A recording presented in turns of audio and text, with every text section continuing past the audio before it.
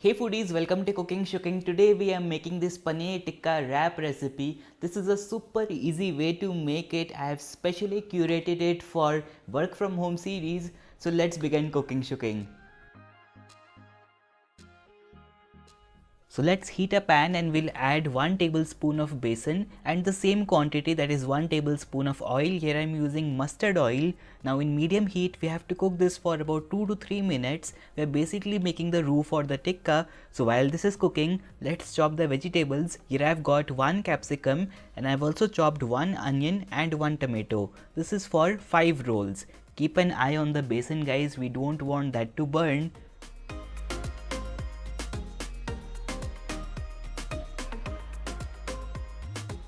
Here I've also got paneer, which is 200 grams. I'm chopping this into about 24-25 pieces. Once the besan goes aromatic and light golden, we will turn off the heat, and yes, you have to turn off the heat. Then we'll add the spices. Here I've got half a teaspoon each of black salt, Kasoori methi, Garam Masala and roasted Jeera powder.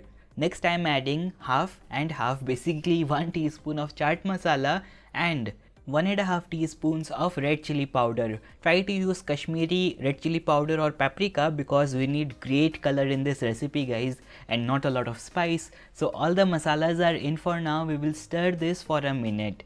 Right now we are toasting the masalas to elevate their flavors and cooling down the roux as well. So after about 1 minute, we'll add ginger and garlic. I like the bite of ginger and garlic, so I'm using fresh, half an inch of ginger and about 4 cloves of garlic. You can add 1 teaspoon of ginger garlic paste as well instead of using fresh. We'll also season it up with some salt and give it a stir for another 30 seconds. So now it should be lukewarm, it shouldn't be piping hot, so it's time to add the dahi, which is 4 tablespoons. This is regular homemade dahi. Once you add the yogurt, start stirring it quickly with the masalas, and once it is mixed with the besan, then no more tension, it will not split guys. Here you can see the color looks great, isn't it? Now we'll add the onion, capsicum and tomato. These are 1 each as I said earlier, and the paneer as well. Now it's time to turn on the heat and we will cook this on high flame until it begins sizzling. It should take you about 3 to 4 minutes. This step will bring the tikka flavor that we all love and it will cook everything. Gotta admit, this already looks finger looking good, isn't it?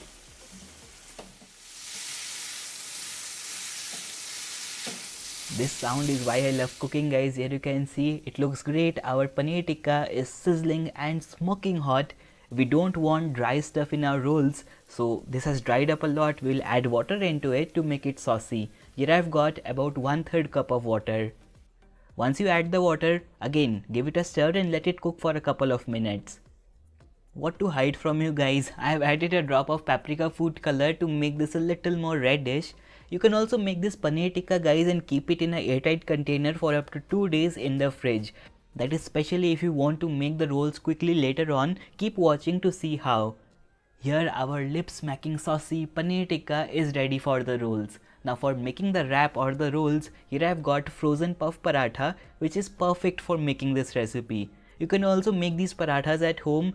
This brand sent me a lot of these 2 months back and our collab didn't close, so I have to use this. Honestly, this stuff is good, so I'm just heating up a fry pan, and once it is hot, we will place the frozen puff paratha and cook this on medium heat. Once it is done from the bottom, we will flip it. You basically have to cook this on medium heat. Guys, I've tried a couple more recipes with this puff parathas as I had a lot of them, and especially when you bake these puff parathas, the result is fantastic. Let me know if you want to watch those recipes as well. Here our crispy and flaky paratha is done. Let's take it out in a plate. Over the paratha, we will add 1 tablespoon of mayonnaise. And here I have got green chutney, which I'll use about a teaspoonful. Mix it up and swirl it around guys, and this green chutney mayo will be great on this. Honestly, no one likes mayo at home, but trust me, this stuff is golden. Once you have smeared the green chutney mayo, we'll top this with our paneer tikka. Load it up evenly guys, and then we will top it with some chopped onions, chopped coriander and green chilli. These things are optional, you can skip it if you want to, but it makes the experience better.